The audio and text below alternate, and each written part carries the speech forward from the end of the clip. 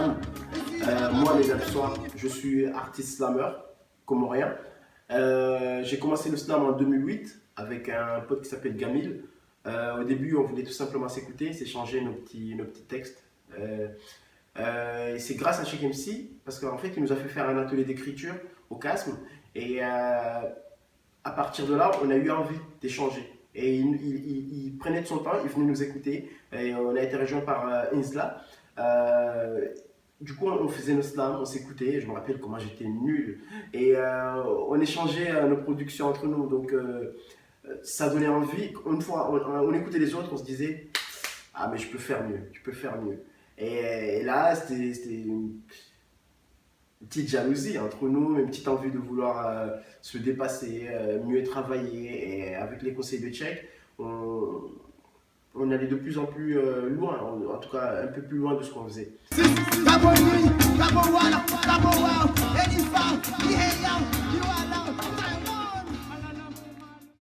En 2009, il y a eu Slam Lacour qui sont venus faire un concours de slam en Comores. Et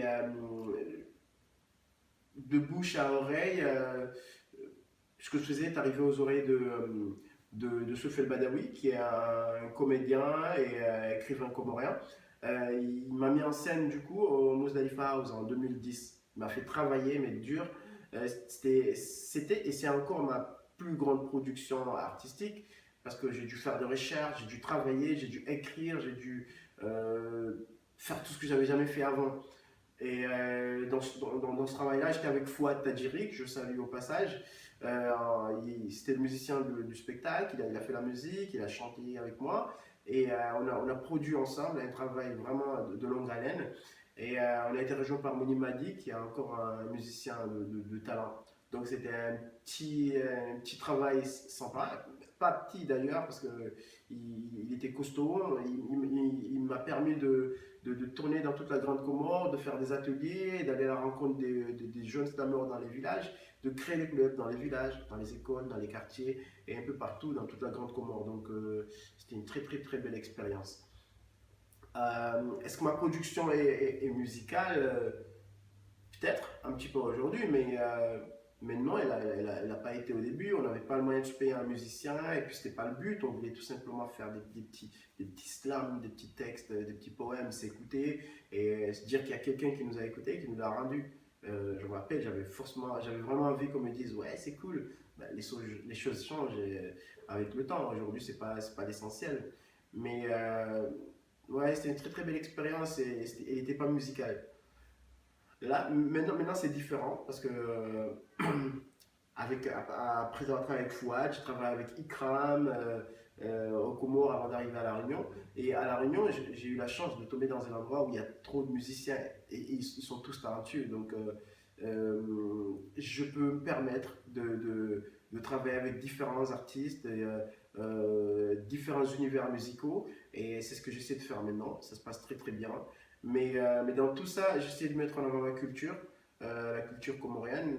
Je fais rencontrer la culture comorienne et créole dans mon travail. Et la musique est très présente à ce niveau-là parce que si je ne parle pas de créole, mais moi je me dis la musique est peut-être créole en épousant une forme comorienne.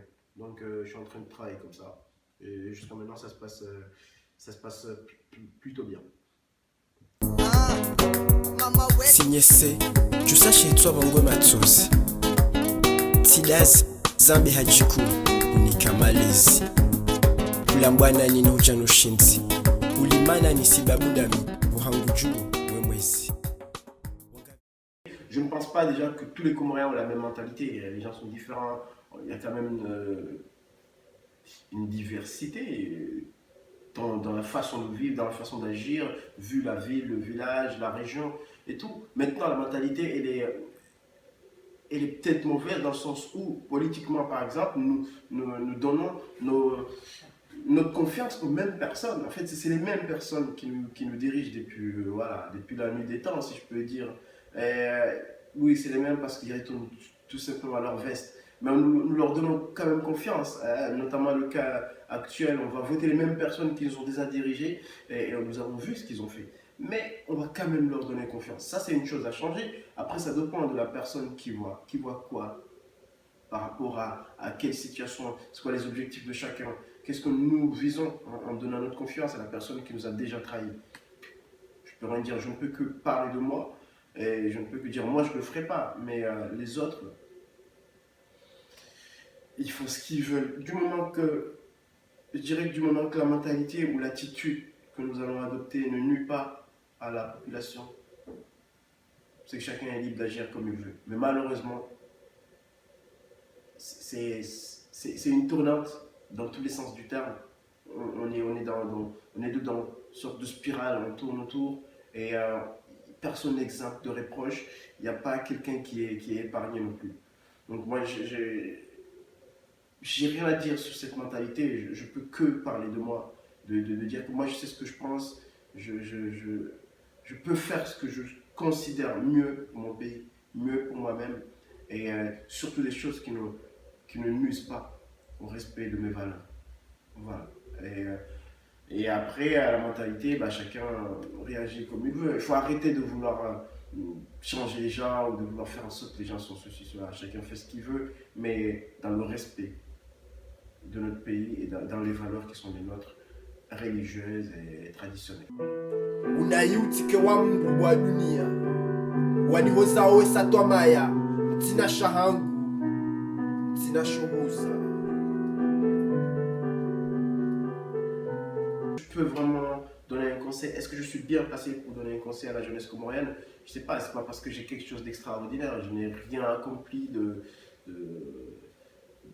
d'extra, mais je peux tout simplement dire que moi j'écoute mes rêves. J'ai beaucoup de rêves. Je rêve debout, les yeux ouverts. Je n'ai pas peur.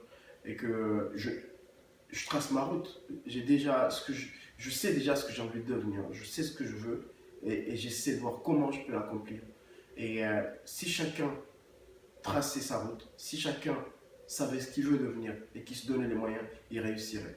Il faut arrêter de se laisser enfermer dans des bulles. Les politiques, on sait ce qu'ils veulent. On sait ce qu'ils veulent de nous, nous sommes des pions. Maintenant, je ne dis pas aux gens de pas suivre la politique, non. On peut très bien faire la politique, mais ayons un peu d'amour pour notre pays. Je pense que c'est de l'amour. Il nous manque d'amour. Il nous manque d'amour parce que, comme on dit, il n'y a pas d'espoir. Le manque d'espoir fait qu'il nous manque d'amour et je pense que nous avons juste besoin d'un peu d'espoir. Et le jour où nous aurons de l'espoir, nous pourrons savoir comment faire et nous aurons les bons conseils pour notre pays. Mais les conseils, on n'en a pas vraiment besoin parce qu'on en a tellement entendu. Chacun sait tout simplement comment il doit se comporter et qu'est-ce qu'il veut. Sauf que l'espoir, on peut le dessiner. Chacun de nous. Et c'est à la jeunesse de changer cette mentalité, c'est à la jeunesse de faire vivre l'espoir. C'est une lueur et elle ne peut avoir lieu que quand vous et moi décidions de nous mettre ensemble, de travailler, d'ouvrir les yeux et de marcher main dans la main. Donc, conseil, faites ce que vous voulez dans le respect de votre pays, dans le respect de vos valeurs, dans le respect de notre religion. Mais surtout, n'oublions pas que l'amour est la seule chose qui nous lie et qui nous fera changer et qui changera notre pays. Unayutike wa Mungu wa dunia, wanihoza wesa twamaya, mtina shahangu, mtina shogusa.